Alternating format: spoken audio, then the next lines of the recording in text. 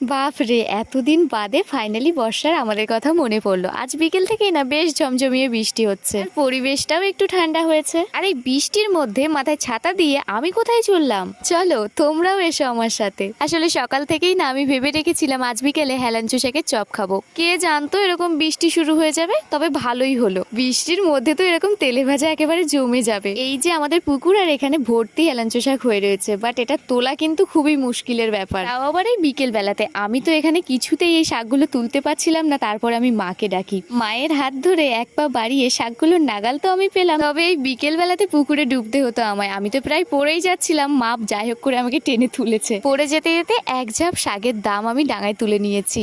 এবার না আমি এর মধ্যে থেকে বেছে বেছে শাকগুলোকে কেটে নিচ্ছিলাম। বেশ অনেকটাই শাক কিন্তু পেয়ে গেছি। কিছুটা রান্না করে খাওয়ার জন্য রাখবো, আর চপ ভাজবো, কিছুটা তোমাদের সাথে শেয়ারও করব। ভালো করে কল থেকে শাকগুলোকে ধুয়ে নিলাম। চলো আসছি পরের ভিডিওতে।